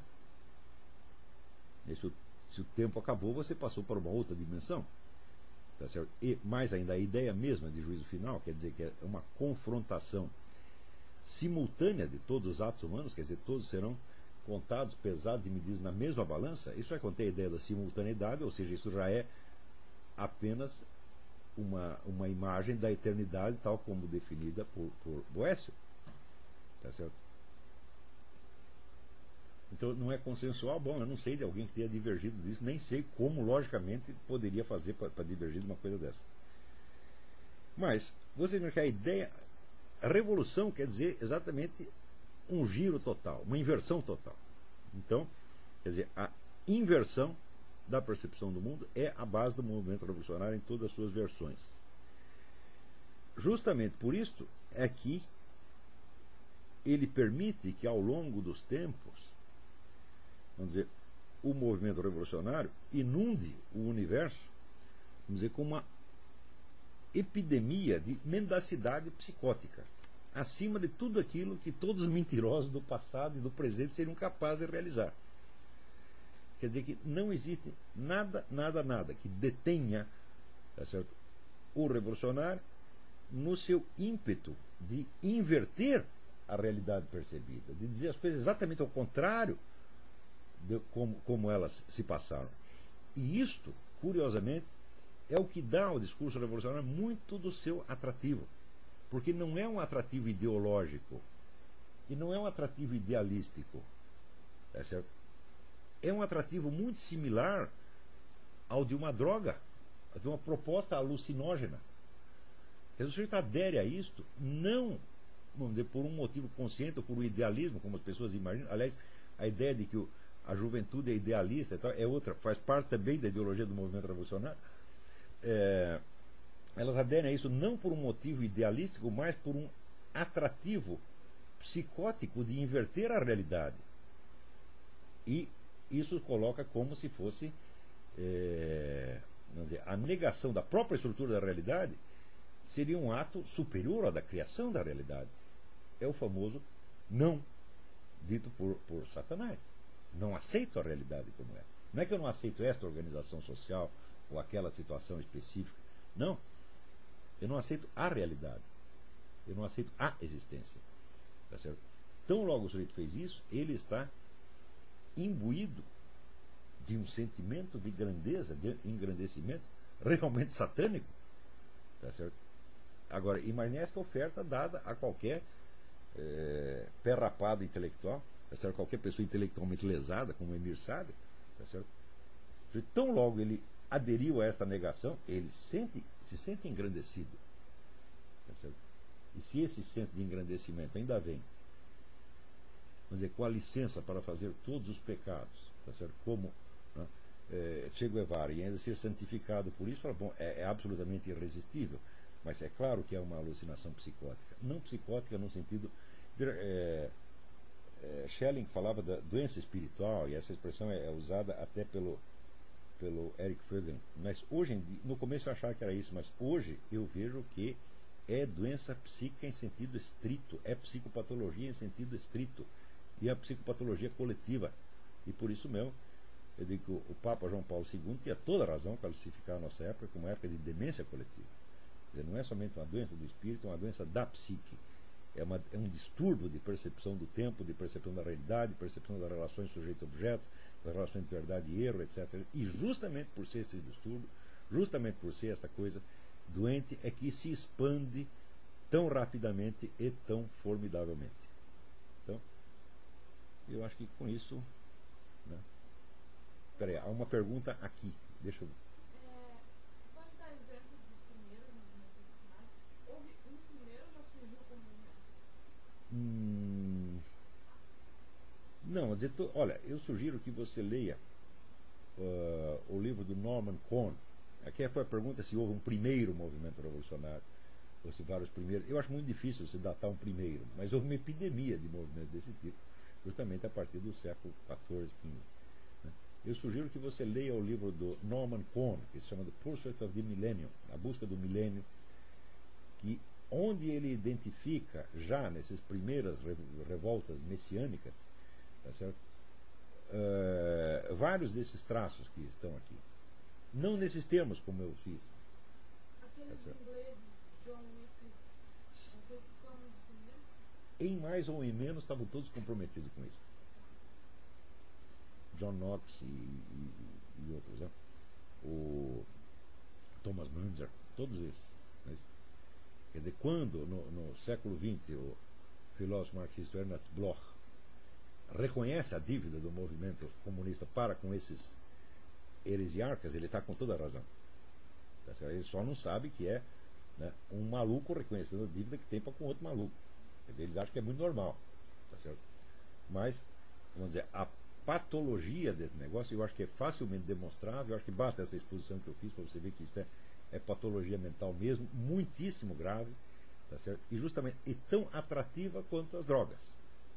E pelo mesmo motivo das drogas. Quer dizer, você vai ser retirado da realidade. Você está descomprometido com a realidade. Você é superior a ela agora. Tá, né? Você diz um imenso não à estrutura da realidade. E isto, de certa maneira, te enobrece aos seus próprios olhos, no sentido de uma nobreza demoníaca, uma hierarquia demoníaca. Você sobe na hierarquia satânica. Então, eu acho que, não havendo mais perguntas, eu acho que podemos encerrar a nossa aula por aqui. Então, boa noite e até a próxima.